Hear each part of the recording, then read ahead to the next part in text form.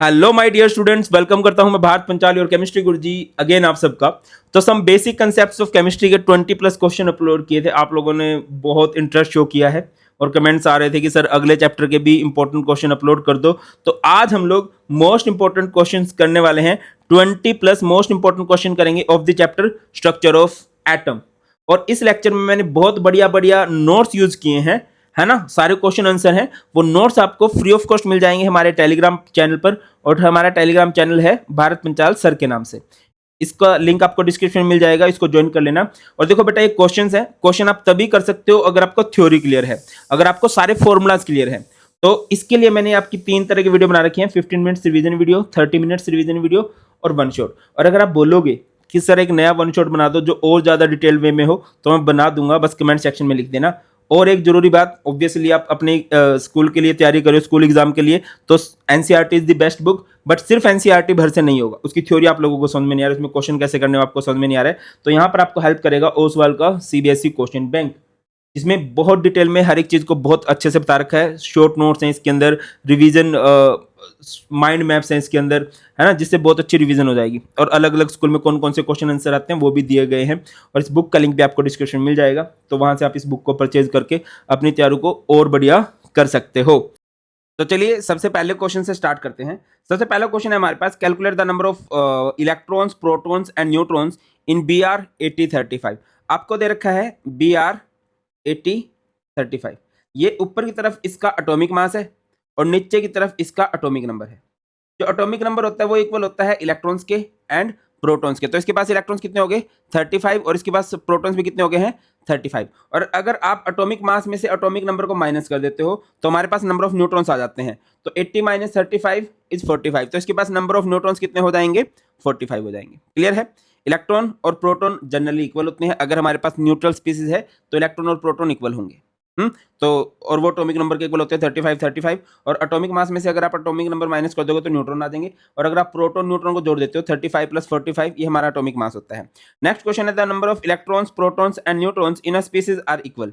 और वो कितने हैं 18, 16, 16 respectively. Assign the proper symbol of species. आपको प्रॉपर सिंबल इसका असाइन करना है। आपको इलेक्ट्रॉन कितने दे रखे हैं 18, प्रोटॉन्स कितने दे रखे हैं 16, न्यूट्रॉन्स कितने दे रखे हैं 16। तो जितना एक के पास प्रोटॉन होते हैं ना वो इसका एटॉमिक नंबर होता है। तो इसके पास प्रोटॉन 16 है तो इसका एटॉमिक नंबर भी 16 होगा और 16 एटॉमिक नंबर होता है सल्फर का। Proton plus neutron atomic mass होता है तो 16 प्लस 16 ये कितना हो गया 32। बट इलेक्ट्रॉन 18 है। इससे क्या देखो, प्रोटॉन से ज्यादा अगर इलेक्ट्रॉन्स है ना तो नेगेटिव चार्ज आता है, प्रोटॉन से कम अगर इलेक्ट्रॉन है तो पॉजिटिव चार्ज आता है। अब 2 इलेक्ट्रॉन ज्यादा है, इट मीन यहाँ पर 2 नेगेटिव चार्ज अपीयर हो जाएगा। नेक्स्ट क्वेश्चन पे चलते हैं, the wavelength range of visible spectrum extend from violet to red. Wavelength range extend होगी कहां से कहां भाई, फ्रॉम वॉयलेट से red. Express the wavelength in frequency. अब आपको वेवलेंथ निकालनी है, express this wavelength in frequency, frequency निकालनी है। तो फ्रीक्वेंसी का फॉर्मूला क्या होता है, फ्रीक्वेंसी का फॉर्मूला होता है nu is equal to c by lambda, where c is velocity of light. Velocity of light कितनी 3 × 10 की पावर 8। और पहली वेवलेंथ कितनी दे रखी है आपको 400 नैनोमीटर। 400 नैनोमीटर को लिखा जा सकता है 10 की पावर -9। और जब इस सारे को सिंपल आउट करेंगे तो हमारे पास क्या जाएगी फ्रीक्वेंसी 7.50 × 10 की पावर 14 हर्ट्ज। इसके बाद आपके पास नेक्स्ट जो वेवलेंथ है वो है 750। तो इसकी फ्रीक्वेंसी निकाल लेंगे। Frequency again nu equal to c by lambda. C is velocity of light, velocity of light कितनी होती है 3 × 10 की power 8। Lambda is wavelength, wavelength कितनी रखी है 750 नैनोमीटर, नैनोमीटर यानी 10 की पावर -9। और जब आप इसको सिंपल आउट करोगे तो हमारे पास ये क्या आ जाएगा 4.00 × 10 की पावर 14 हर्ट्ज। क्लियर है। तो आपकी वेवलेंथ की जो रेंज है वो कहाँ से कहाँ रहेगी भाई, वेवलेंथ की आपकी जो रेंज रहने वाली है वो रहने वाली है 4 × 10 की पावर 14 टू 7.5 × 10 की पावर 14 हर्ट्ज। नेक्स्ट क्वेश्चन है हमारे पास, calculate wave number and frequency of a yellow radiation having wavelength. Wavelength आपको दे रखी है 5800 आंगस्ट्रोम। आंगस्ट्रोम को आप सिंपली मीटर में कन्वर्ट कर लोगे। कैसे कन्वर्ट कर सकते हो 5800 × 10 की पावर -10। ठीक है, 5800 × 10 की पावर -10। या और सिंपल करना चाहो तो ये 00 से इसकी 00 कैंसिल हो जाएंगी तो ये आ जाएगा 58 × 10 की पावर -8। तो हमारे पास ये आ चुकी है क्या वेवलेंथ। अब सबसे पहले आप वेव नंबर निकालोगे। वेव नंबर को न्यू बार से रिप्रेजेंट करते हैं जिसका फॉर्मूला होता है 1 बाय लैम्डा। 1 बाय, और लैम्डा इज वेवलेंथ, वेवलेंथ कितनी देर की है 58 इंटू 10 की पावर -8, तो इसको सिंपल आउट करेंगे, याद आएगा। इसके बाद आपको फ्रीक्वेंसी निकालनी है न्यू, न्यू का फॉर्मूला क्या होता है C by lambda, C is velocity of light, velocity of light कितनी 3 इंटू 10 की power 8 by lambda, lambda is wavelength, wavelength अभी सोल्व की है 58 इंटू 10 की पावर -8, इसको सिंपल आउट करेंगे तो यहाँ पर हमारे पास देखो मैथ्स है, मैथ्स आप लोगों को खुद ही करना पड़ेगा, तो यहाँ से हमारे पास क्या आ जाएगी फ्रीक्वेंसी आ जाएगी, फ्रीक्वेंसी की यूनिट क्या होती है, फ्रीक्वेंसी की यूनिट होती है हर्ट्ज, या फिर आप पर सेकंड लिख सकते हो। नेक्स्ट क्वेश्चन पे आ जाते हैं, calculate energy of 1 mole of photon of radiation so frequency is this. Energy का फॉर्मूला क्या होता है, एनर्जी का फॉर्मूला होता है E equal to h nu. सबसे पहले तो एक फोटोन की एनर्जी निकाल लो, E equal to h nu, where h is Planck constant, जिसकी वैल्यू होती है 6.6 इंटू 10 की पावर -34 जूल सेकंड। ये इजी सोल्व करने के लिए है, और अगर आप प्रॉपर वैल्यू की बात करो, प्रॉपर वैल्यू कितनी होती है ब्रदर्स, प्रॉपर वैल्यू होती है 6.6 इंटू 10 की पावर -34 जूल सेकंड। ठीक है, new, new is frequency, frequency कितनी देर की है 5 इंटू 10 की पावर 14 हर्ट्ज या पर सेकंड, उसको लिख सकते हैं। तो E का फॉर्मूला लगाओ, E equal to h nu, h is Planck constant 6.6 into 10 की पावर -34, न्यूज फ्रीक्वेंसी 5 इंटू 10 की पावर 14, इसको सिंपल आउट करेंगे तो ये हमारे पास एनर्जी आ गई। ये किसकी आई है 1 फोटोन की। अब हमें किसकी निकालनी है, हमें एनर्जी निकालनी है 1 मोल। 1 मोल, मोल वर्ड मैंने आपको लास्ट चैप्टर में भी बताया था। 1 मोल का मतलब क्या होता है, मोल का मतलब होता है भाई 6.023 इंटू 10 की पावर 23, ये तो 1 मोल हो गए फोटोन। और एक फोटोन की एनर्जी कितनी आई है हमारी 3.313 इंटू 10 की पावर -19। सर कहाँ है, ये रही ना भाई, ये लिखा है आपने, है ना, ये हमारे पास 1 मोल की वैल्यू होगी और ये एक फोटोन की एनर्जी होगी। तो जब आप इसको सिंपल आउट करोगे तो हमारे पास आ जाएगा 199.51 किलो जूल पर मोल। नेक्स्ट क्वेश्चन है, a 100 watt bulb emit monochromatic light of wavelength 400 nanometre, calculate the number of photons emitted per second by this bulb. देखो इसकी एनर्जी दे रखी है 100 वोट, 100 वोट को हम लोग क्या भी लिख सकते हैं 100 जूल पर सेकंड भी लिख सकते हैं। अब सबसे पहले अब ये पूछा गया कि यहाँ पर कितने फोटोन्स एमिट हो रहे हैं पर सेकंड, तो सबसे पहले हम क्यों ना देख ले कि एक फोटोन की एनर्जी कितनी होती है, फिर इस एनर्जी से कंपेयर कर लेंगे। तो एनर्जी ऑफ 1 फोटोन क्या होगा formula E equal to h nu. अब आपको दे रखी है वेवलेंथ, तो यहाँ से फॉर्मूला क्या बन जाएगा h c by lambda, where h is Planck constant, Planck constant की वैल्यू 6.626 इंटू 10 की power -34, c is velocity of light 3 into 10 की power 8, and lambda, lambda is wavelength, wavelength कितनी देर की है 400 नैनोमीटर, इसको हम लोग क्या लिख सकते हैं 400 इंटू 10 की पावर -9। यहाँ से जब आप सिंपल आउट करोगे तो बेटा यहाँ पर हमारा क्या आ गया, ये हमारे पास आ गया 4.969 10 की पावर -19 जूल। अब आपको नंबर ऑफ फोटोन्स एमिटेड निकालने हैं, तो कैसे निकल सकता है भाई, अगर आपको देखो E का एक फॉर्मूला होता है एच न्यू, अगर एक फोटोन की एनर्जी निकालनी है E का एक फॉर्मूला होता है एन एच न्यू। तो यहाँ से अगर आपको n निकालने आ जाए, n नंबर ऑफ फोटोन्स आपको निकालने आ जाए, तो आप लोग क्या लिख दोगे E जो टोटल एनर्जी है बाय में energy of 1 photon. Total energy कितनी दे रखी है आपको 100 जूल पर सेकंड, और 1 फोटोन की एनर्जी अभी आप लोगों ने कैलकुलेट ही की है। 1 फोटोन की एनर्जी कितनी है, ये रही 4.969 इंटू 10 की पावर -19। तो यहाँ से आपके टोटल फोटोन्स आ जाएंगे, फोटोन्स कितने आए हैं भाई 2.012 इंटू 10 की पावर 20। जस्ट अ मिनट,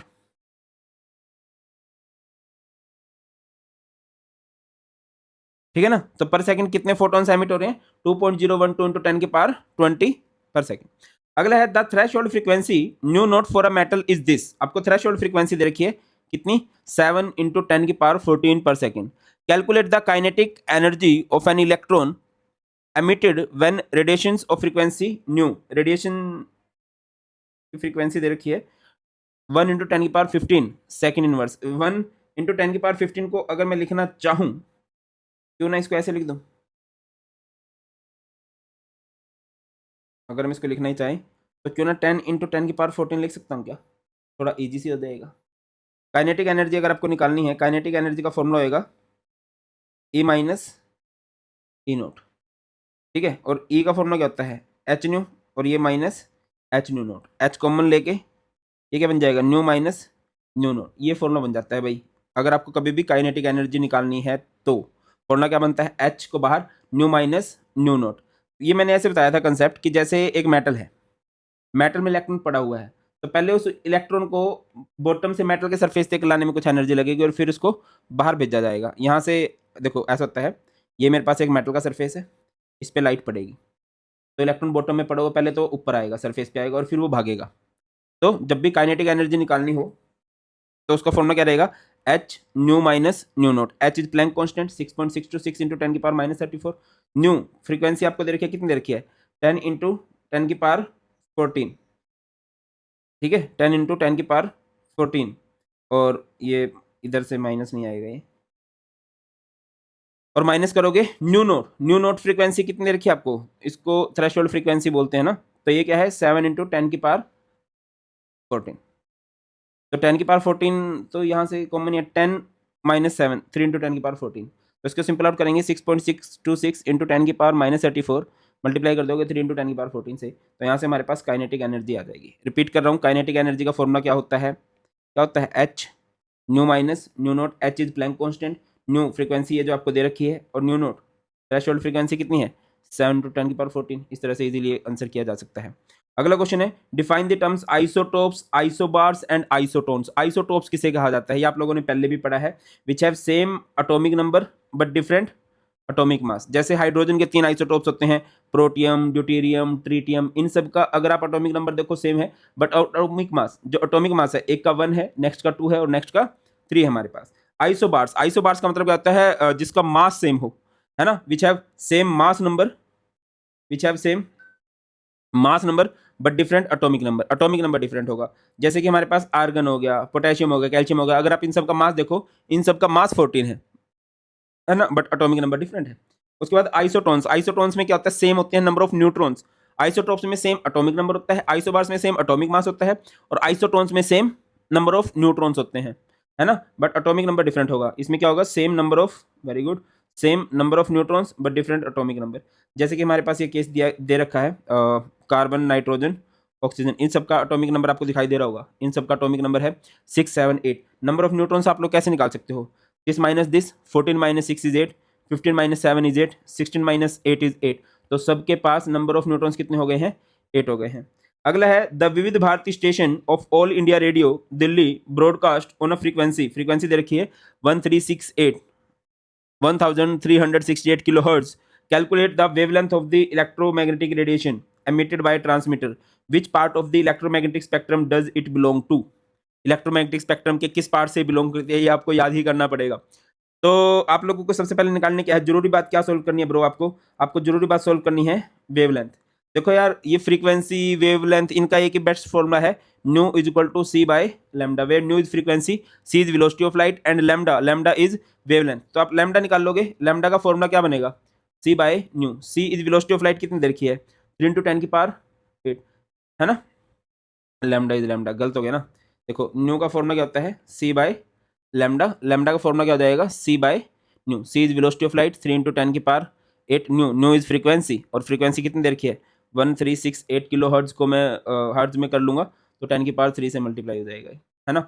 तो यहाँ से हमारे पास ये आ जाएगी वेवलेंथ 219.3 मीटर। और ये कहाँ से बिलोंग करता है, ये आप याद ही रख लेना, एक ही क्वेश्चन ऐसा, रेडियो वेव से, इलेक्ट्रोमैग्नेटिक स्पेक्ट्रम में ये रेडियो वेव से बिलोंग करता है। अच्छा, इलेक्ट्रोमैग्नेटिक स्पेक्ट्रम बता सकते हो आप क्या होता है इलेक्ट्रोमैग्नेटिक स्पेक्ट्रम, और इसको इजीली याद कैसे रखा जा सकता है। मैंने एक ट्रिक भी करा रखी है, आप लोग कमेंट सेक्शन में जरूर बता देना। अच्छा, आप लोगों के लिए यार 2 MCQs हैं, मैं चाहूंगा आप लोग इसका आंसर करो। 2 atoms are said to be isobars, isobar कब बोलोगे, and the number of radial nodes. अच्छा, रेडियल नोड्स का फॉर्मूला बता देता हूँ आप लोग, क्या होता है, n माइनस एल माइनस 1। ये n क्या होता है, l क्या होता है, ये आपको क्वांटम नंबर में पता चलेगा, अभी थोड़ी देर में कराऊंगा अभी मैं, है ना। अगर आपको कभी भी रेडियल नोट्स निकालने हैं, स्पेरिकल नोट्स निकालने हैं, ठीक है, और अगर आपको कोई बोले एंगुलर नोट्स निकाल लो, एंगुलर नोट्स का फॉर्मूला होता है l is azimuthal quantum number. चलो आप इसके दोनों एग्जांपल बता दो, दोनों आंसर कर देना। 3p ऑर्बिटल अगर है तो इसके रेडियल नोट्स कितने होंगे और एंगुलर नोट्स कितने। नेक्स्ट क्वेश्चन देखते हैं। नेक्स्ट क्वेश्चन है हमारे पास, calculate the energy associated with the first orbit of helium positive, है ना, and what is the radius of this orbit. तो यहाँ पर बोहर मॉडल का यूज किया जा रहा है, और बोहर मॉडल ने क्या बोला था, अगर आपको nth ऑर्बिट की एनर्जी निकालनी है तो En का फॉर्मूला क्या रहेगा, -2.18 इंटू 10 की power -18 Z square by n square. तो फर्स्ट ऑर्बिट की एनर्जी निकालनी है, तो यानी कि n की वैल्यू तो 1 है और z इज एटॉमिक नंबर 2 है, तो ये 1 क्या हो जाएगा, -2.18 इंटू 10 की पावर -18 जेड का स्क्वायर यानी 2 का स्क्वायर, एन का स्क्वायर यानी नंबर ऑफ शेल जो है या नंबर ऑफ ऑर्बिट जो है उसका स्क्वायर आ जाएगा। तो यहाँ से हमारे पास एनर्जी आ गई है, किसकी एनर्जी आ गई है भाई, फर्स्ट ऑर्बिट की एनर्जी आ गई है। अगली चीज आपसे पूछी गई थी, क्या पूछा गया है, रेडियस, रेडियस का फॉर्मूला क्या होता है, 0.0529 nanometre, n square by G, G या जेड कह लो। N is again number of shell की बात की जा रही है और जेड इज एटॉमिक नंबर। तो ये क्या हो जाएगा 0.0529, n is atomic, sorry n is number of shell 1 and Z is 2। तो इसको सिंपल आउट करेंगे तो याद आएगा 0.02645 नैनोमीटर। नेक्स्ट क्वेश्चन है, what are the frequency and wavelength of a photon emitted during a transition from, transition show किया है उसने n equal to 5 to n equal to 2 state for the hydrogen atom. Delta E अगर आपको निकालना है, delta E का formula क्या होगा, डेल्टा ई का फॉर्मूला क्या हो जाने वाला है भाई, ये माइनस लगा देना,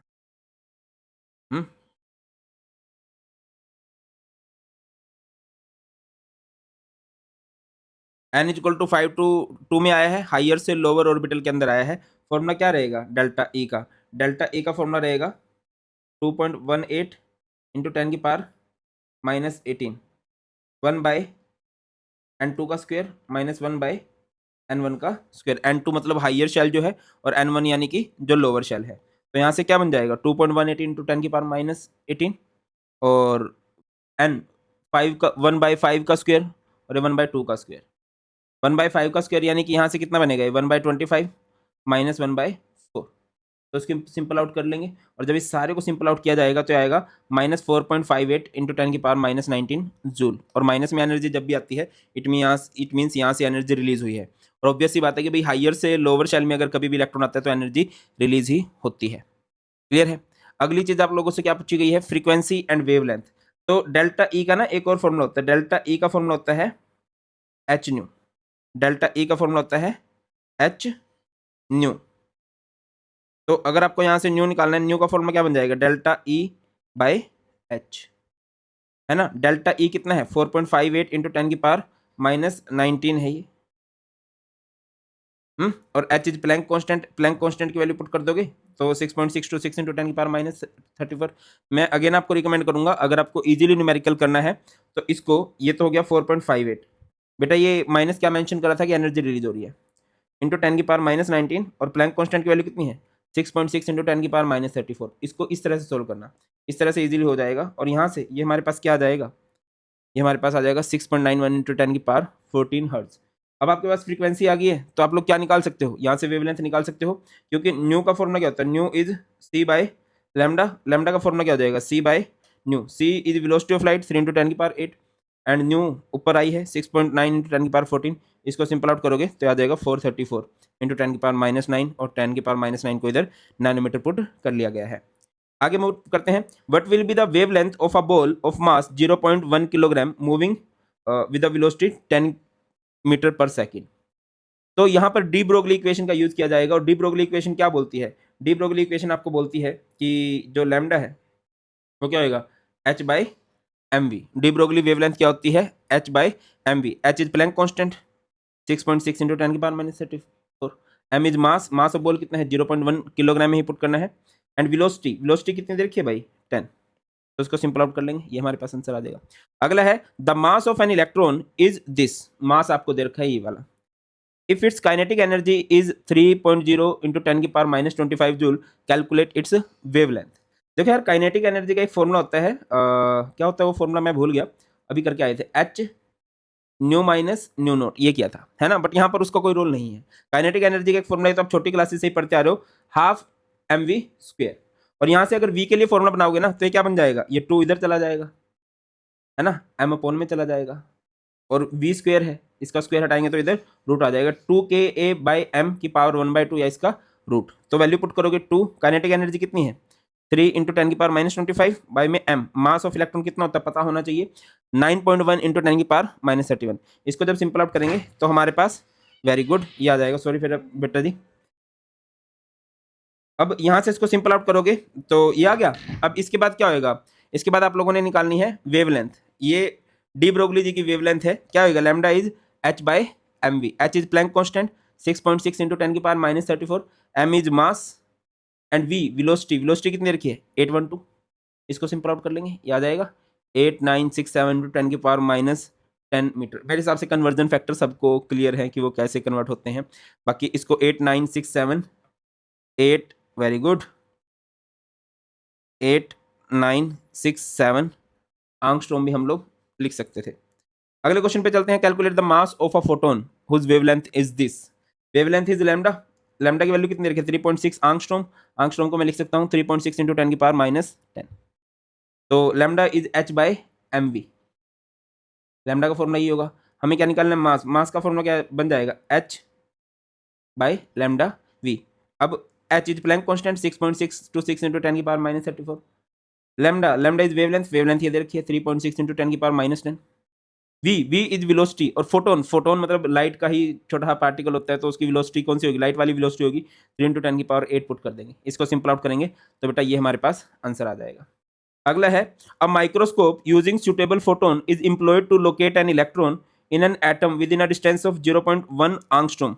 what is the uncertainty involved in the measurement of its velocity. यहाँ पर हैजनबर्ग अनसर्टेनिटी प्रिंसिपल का यूज किया गया है। और हैजनबर्ग अनसर्टेनिटी प्रिंसिपल क्या बोलता है? Delta x into delta p is h by 4 pi, या फिर delta x m delta v is h by 4 pi. हमें क्या निकालना है? इसका डेल्टा वी निकालना है, अनसर्टेनिटी इन वेलोसिटी। बाकी सारे का सारा फॉर्मूला क्या बन जाएगा? H by 4 pi delta x m आ जाएगा। H is Planck constant. Planck constant की वैल्यू कितनी है? 6.626 इंटू 10 की पावर -34।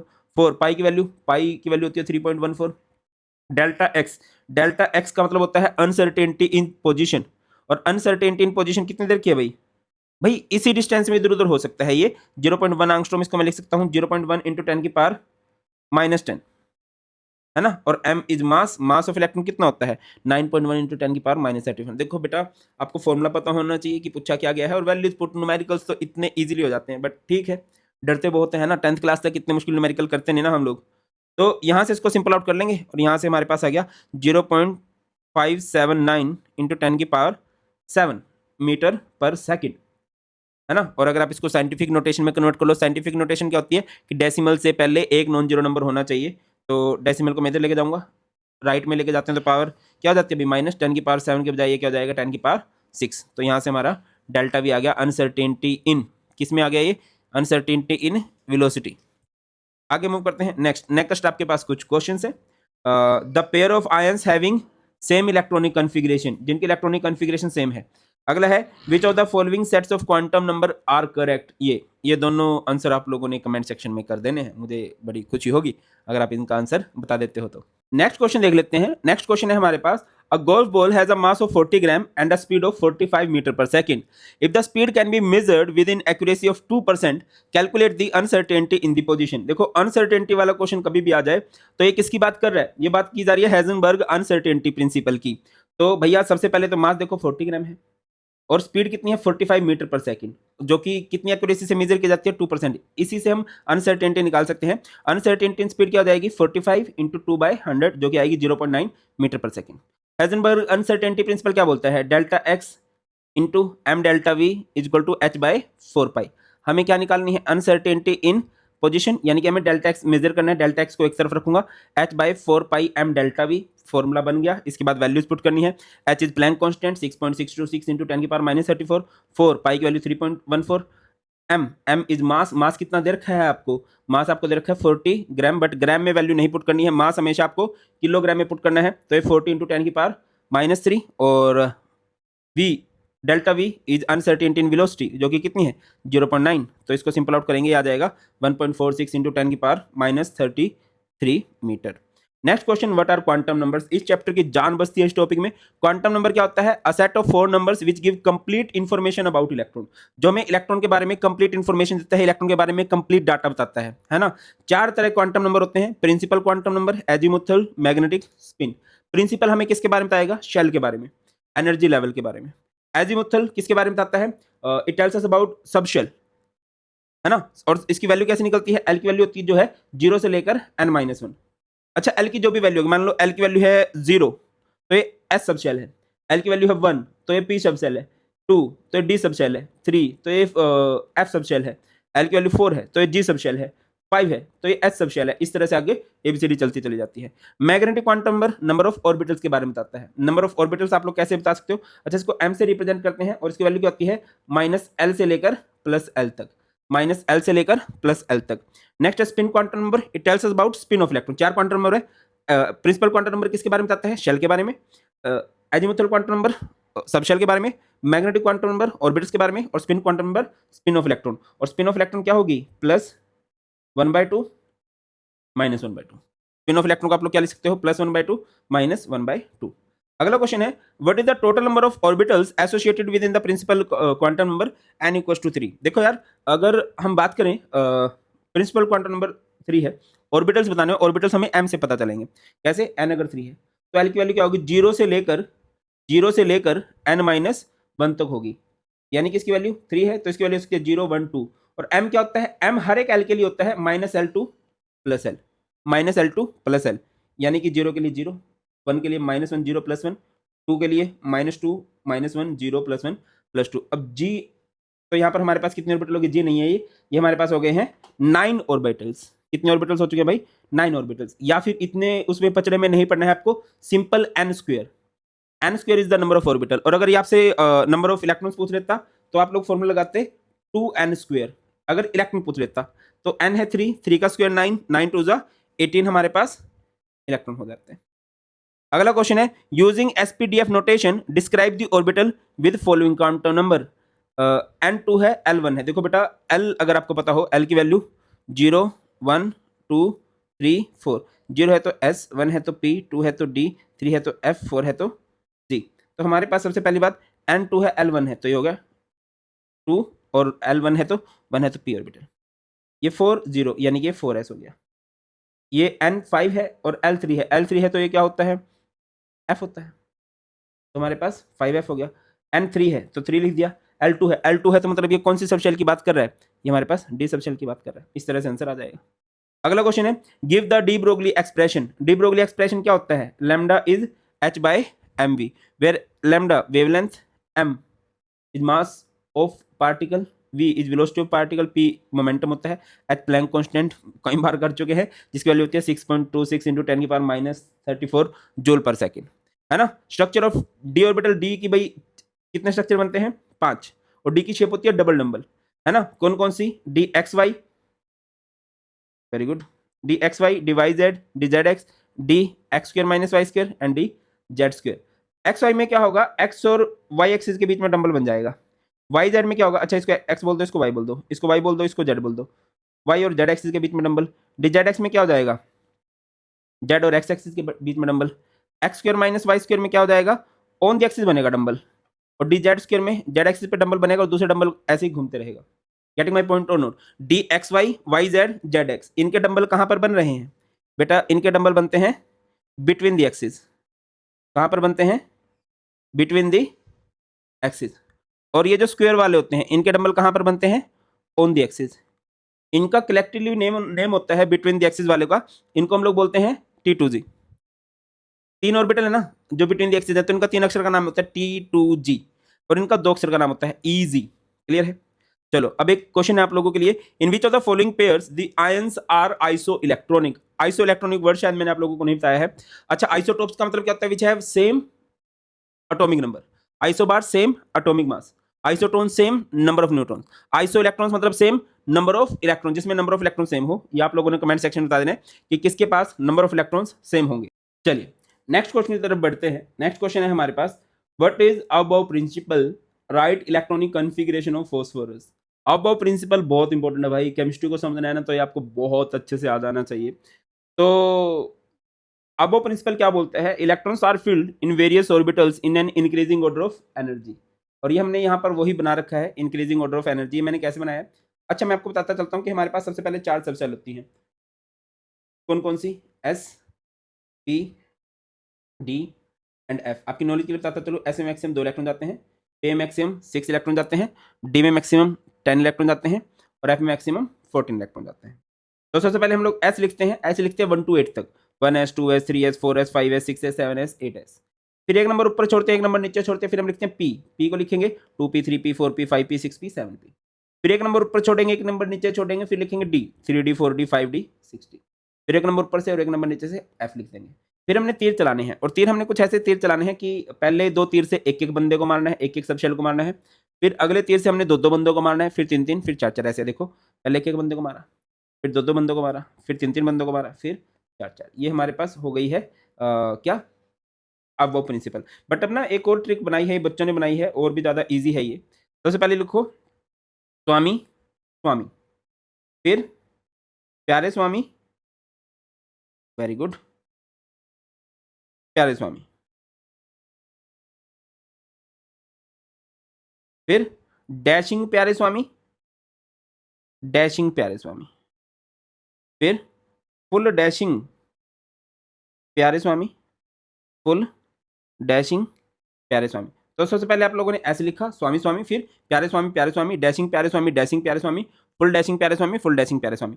तो इसको लिखोगे 1 to 8 तक, 1s 2s, एस जो है हमारा फर्स्ट रो से आ गया ना, 1s 2s 3s 4s 5s 6s 7s 8s लिख दिया। जो p है वो हमारा सेकंड रो से आ रहा है, तो ये आ जाएगा 2p 3p 4p 5p 6p 7p। D हमारा थर्ड रो से आ रहा है, 3d 4d 5d 6d। F हमारा फोर्थ रो से आ रहा है, 4f 5f। यही है स्वामी स्वामी प्यारे स्वामी डैशिंग प्यारे स्वामी, डैशिंग प्यारे स्वामी, फुल डैशिंग प्यारे स्वामी, फुल डैशिंग प्यारे स्वामी। और नंबर दे दिया, ये हमारा फर्स्ट रो से आ रहा है 1 to 8 तक, ये सेकंड से आ रहा है 2 से, इसको 3 से, इसको 4 से। अब हमने कन्फिग्रेशन करनी है, जैसे कि मैं सबसे पहले फॉस्फोरस की नहीं करता, मैं पहले आपके लिए कर देता हूँ बोरोन की। बोरोन का एटॉमिक नंबर होता है 5। इलेक्ट्रॉनिक कन्फिग्रेशन, इलेक्ट्रॉन्स फिल करने हैं, तो सबसे पहले इलेक्ट्रॉन किस में फिल किया जाएगा, ये ऑर्डर रहेगा हमारे पास ना इलेक्ट्रॉन्स को फिल करने का। सबसे पहले हमारे पास आएगा 1s, एस में कितने जा सकते हैं 2, 1s के बाद कौन आएगा, यही ऑर्डर है, 1s के बाद कौन आएगा 2s, एस में कितने इलेक्ट्रॉन जा सकते हैं, एस में हमारे पास इलेक्ट्रॉन जा सकते हैं 2, 2s के बाद कौन आएगा, ये 1s आ गया, 1s के बाद 2s, 2s के बाद कौन आएगा 2p, p में कितने इलेक्ट्रॉन जा सकते हैं 6, बट जाएंगे कितने भैया, इलेक्ट्रॉन्स कितने होते हैं, अगर न्यूट्रल एटम है तो जितने एटॉमिक नंबर है उतने ही इलेक्ट्रॉन्स होते हैं। तो इसके एटॉमिक नंबर 5 है तो इसके पास 5 इलेक्ट्रॉन्स हैं, 2 और 2 4 इलेक्ट्रॉन जा चुके हैं, पी में 6 इलेक्ट्रॉन जा सकते हैं, बट हमारे पास कितने बचे, हमारे पास बचा है 1 इलेक्ट्रॉन, तो पी में चला जाएगा 1 इलेक्ट्रॉन, इस तरह से हो जाएगा। अगर हम बात करते हैं फॉस्फोरस की, फॉस्फोरस का एटॉमिक नंबर है 15, सबसे पहले कौन आएगा 1s, एस में कितने इलेक्ट्रॉन चले जाएंगे 2, 1s के बाद 2s में 2, 2p में 6, 3s में 2, 3p में कितने जा सकते थे, p में 6 जा सकते थे, बट कितने इलेक्ट्रॉन्स ऑलरेडी जा चुके हैं 2 2 4 6 10 2 12 इलेक्ट्रॉन जा चुके हैं, सिर्फ 3 इलेक्ट्रॉन बचे और वो p में चले जाएंगे 3p3। आगे मूव करते हैं, state Hund's maximum multiplicity rule. Hund's rule क्या बोलता है, according to this rule pairing of electron in orbital doesn't takes place until each orbital has 1 electron. पहले हर एक ऑर्बिटल के पास 1 इलेक्ट्रॉन जाना चाहिए, तभी पेयरिंग हो सकती है। जैसे यहाँ पर 1s में 2 है तो एक ऑर्बिटल में 2 इलेक्ट्रॉन चलेंगे, 2s में 2 इलेक्ट्रॉन चलेंगे। अब p में 4 इलेक्ट्रॉन भरने हैं, अब p में 4 इलेक्ट्रॉन कैसे भरूँ, 1 2 3 4 ऐसे, जी नहीं ऐसे नहीं हो सकती। पेयरिंग तभी होगी जब पहले हर एक ऑर्बिटल में सिंगल इलेक्ट्रॉन चले जाए, तो 1 2 3 पहले सिंगल इलेक्ट्रॉन जाएंगे, अब आप पेयरिंग के लिए जाओगे अगर आपके पास इलेक्ट्रॉन बच रहे हैं तो ये है, क्लियर है। हंट्स रूल क्या बोलता है कि पेयरिंग तब होगी जब सबके पास पहले एक इलेक्ट्रॉन चला जाए। अगला क्वेश्चन है, what is the lowest value of n that allows g orbital to exist. अब आपको पता होगा एक होता है s, फिर p, फिर d, फिर f, g, h, i। l की वैल्यू क्या होती है 0 1 2 3 4 5 6। g के आने के लिए, g को आने के लिए l की वैल्यू क्या होगी 4, बट हमें l की वैल्यू नहीं निकालनी है, हमें तो n की वैल्यू निकालनी है। n की वैल्यू कब आ सकती है भाई, n की वैल्यू हमारे पास आ सकती है l की वैल्यू n से 1 कम होती है, यानी कि n n n n n की वैल्यू l से 1 ज्यादा होगी भैया, l की वैल्यू जो है n से 1 कम है ना, यानी कि n की वैल्यू l से 1 ज्यादा, तो l की वैल्यू अगर 4 है तो n की वैल्यू क्या होगी, है ना, एक तो ये दोनों सेम सेम से है ना। नत्थु की वैल्यू क्या होगी भाई 5 हो जाएगी, l से 1 ज्यादा होनी चाहिए, ठीक है। अगला है n atomic orbital has n equals to 3, what are the possible values of l and m। ये हम कर चुके हैं, अगर n हमारा 3 है तो l क्या हो जाएगा 0 1 2, क्योंकि l की वैल्यू से 0 से लेकर 1 कम तक होती है 0 1 2। m की वैल्यू क्या होती है -l 2 +l, तो ये क्या हो जाएगा 0 के लिए 0, 1 के लिए -1 0 +1, और 2 के लिए -2 -1 0 +1 +2। 3d की बात कर लेते हैं, 3d के लिए n क्या होगा, देखो बेटा ये जो अगला होता है ना ये होता है n, ये 3 हो गया, ये d है, d कब आता है, d कब आता है जब l की वैल्यू क्या होती है भाई, l की वैल्यू होती है 2, एम की वैल्यू बतानी है। एल की वैल्यू क्या होती है, माइनस एल से लेकर प्लस एल तक, यानी कि -2 -1 0 +1 +2। उसके बाद है कि which of the following orbitals are not possible. देखिए क्या 1p पॉसिबल है, मैं आपको बताता हूँ कौन सा पॉसिबल है कौन सा पॉसिबल नहीं है, आप इसमें खुद देख लेना। ये पूछा गया है, ठीक है। यहाँ से आप लोगों को एन की और एल की वैल्यू क्लियर होनी चाहिए। 1p है ना, तो यहाँ पर n की वैल्यू है 1 और p कब आता है, जब l की वैल्यू भी 1 होती है। n और l कभी इक्वल नहीं हो सकते, तो नॉट पॉसिबल है। यहाँ पर 2s में n की वैल्यू 2 है और l की वैल्यू कितनी है 0। अगर n 2 है l 0 हो सकता है। 2p यहाँ पर n की वैल्यू है 2 और l की वैल्यू है 1, n की वैल्यू 2 और l की वैल्यू 1 हो सकती है, तो इट इज पॉसिबल। 3f में n की वैल्यू है 3 और l की वैल्यू है 3, ये कभी भी इक्वल नहीं हो सकते। अगर मैं आपसे पूछूं 3g, तो यहाँ पर n की वैल्यू, अगले वाला n होता है, ये जो होता है ना वैलेंस शेल, ये n होता है, अगले वाला नंबर जो होता है ये n को रिप्रेजेंट करता है 3, और l की वैल्यू कितनी है यहाँ पर 4। l की वैल्यू 4 कैसे हुई सर, भैया g है, g ऑर्बिटल कब आता है, g ऑर्बिटल तब आता है जब l की वैल्यू 4 होती है। g की वैल्यू कभी भी n से, तो सॉरी l की वैल्यू n से ज़्यादा छोटो इक्वल भी नहीं हो सकती, l की वैल्यू हमेशा कम होती है, यहाँ पर तो l की वैल्यू ज़्यादा है, तो ये भी केस क्या हो जाएगा, नॉट पॉसिबल। अगला क्वेश्चन है right the electronic configuration of chromium and copper, ये बहुत इंपॉर्टेंट केस है भाई, है ना, एक्सेप्शनल केस है। कन्फिग्रेशन क्या होगी, 1s2 2s2 2p6 3s2 3p6। 4s2 3d4 होनी चाहिए थी, 2 2 4 6 10 2 12 6 18 2 20 और 4 24 होनी चाहिए थी, बट देखा गया है कि डी एक्स्ट्रा स्टेबल हो जाता है कब, जब डी में 5 हो जाए, यानी कि हाफ फील्ड हो गया, या फिर डी में 10 हो जाए। तो दो एलिमेंट हैं, वो दो एलिमेंट कौन कौन से हैं, क्रोमियम एंड कॉपर, वो एक्सेप्शनल कन्फिग्रेशन शो करते हैं। वो क्या कर लेते हैं, वो एस से इलेक्ट्रॉन छीन लेते हैं, ठीक है। तो 4s में से एक इलेक्ट्रॉन ले लेते हैं और डी में 5 हो गया। इस केस में कन्फिग्रेशन क्या होनी चाहिए थी, 4s2 3d9, 2 2 4 6 10 2 12 6 18 2 20 और 9 29 होनी चाहिए थी, बट डी में 9 की बजाय डी में 10 हो तो ज़्यादा स्टेबिलिटी होगी, तो एस में से एक इलेक्ट्रॉन छीन लिया जाता है और 3d में 10। और कन्फिग्रेशन को करने का शॉर्टकट क्या होता है कि आप नोबल गैस लगा दो, जैसे AR18 4s1 3d9। उसके बाद right the electronic configuration of Fe2 positive and Cr3 positive. बेटा ये आपको याद होनी चाहिए सीरीज, Fe का एटॉमिक नंबर 26 होता है, 26 के हिसाब से 18 2 20 6 26। तो Fe2+ में क्या हो जाएगा, देखिए अगर प्लस आ रहा है इट मीन्स इलेक्ट्रॉन कम करने हैं, इलेक्ट्रॉन कम करने हैं तो कम हमेशा आउटर सेल से होंगे, आउटर शेल यानी फोर्थ बड़ी शेल है, तो यहाँ से 2 इलेक्ट्रॉन चले गए, 3d6 हो गया। क्रोमियम का एटॉमिक नंबर होता है 24, और ये स्पेशल केस है।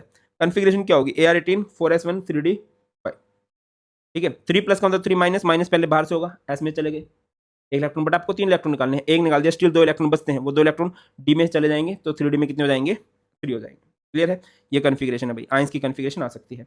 अगला क्वेश्चन है which of the following statement concerning the quantum numbers are correct. ये आप लोगों ने कमेंट सेक्शन में इसका भी आंसर बता देना है।